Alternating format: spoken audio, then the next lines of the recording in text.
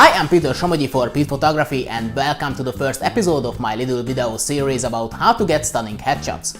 The reason I'm doing this free guide is that as a headshot photographer, I heard a lot of complaint from actors that they paid loads of money, like hundreds of pounds to photographers for their headshots, and they ended up really disappointed since what they got was way far from what they were looking for.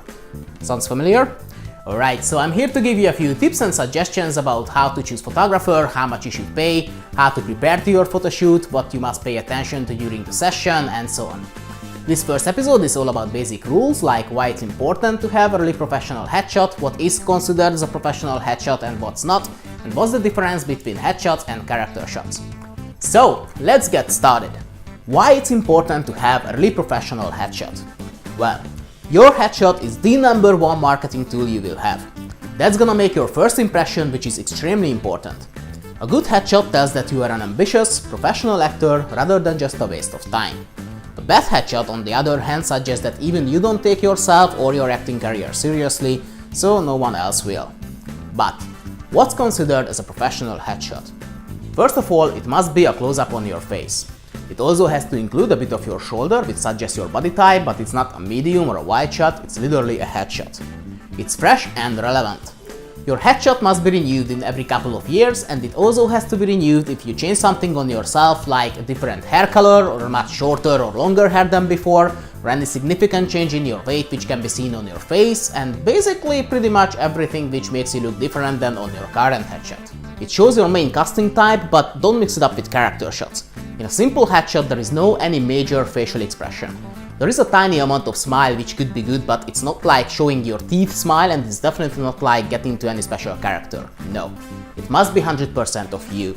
Make sure you have some nice, kind, happy thoughts in your mind, but don't forget that all of these thoughts must be only in your eyes, not on your face. You must look into the camera. You can turn with your body a little bit, which can give you a better posture, but make sure you're not posing too much and it's not too profile-y, but looking straight to the camera. You can both stand or sit, and if you're sitting you can lean forward a little bit, but again make sure it's not too much. It's properly lit. There shouldn't be too much contrast or very dark areas on your face.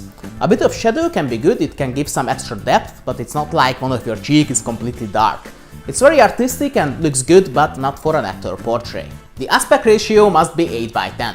It can be both portrait or landscape, portrait is preferred, but 8:10 is a ground rule. The reason is pretty simple. Agents and casting directors have a pack of printed headshots, and if one of them is not the same size than the others, then it's not gonna be fit into the pack, so they're not gonna keep it. It's done by a professional headshot photographer with professional equipment and environment, and it's retouched properly. More about retouching in a later episode. Exterior and studio sessions are both good, but in my opinion the best if you have both. Simply because studio light is gonna give you a different look than natural light, and if you have only exterior headshots and would like to apply for a studio-based production, then you won't be able to show them how you look in studio lights and vice versa. It's sharp, properly focused and high resolution, at least 300 pixels per inch, which means 2400 pixels by 3000 pixels. It's easy to check the resolution on your computer, just right-click on the picture and check out the properties. The picture size will be there on the Details tab. So, from all of these, it's quite easy to define what's not a professional headshot. Selfie, it's not a professional headshot. Picture is taken by your family or friend, or taken with a phone or with any not professional camera, it's not a professional headshot.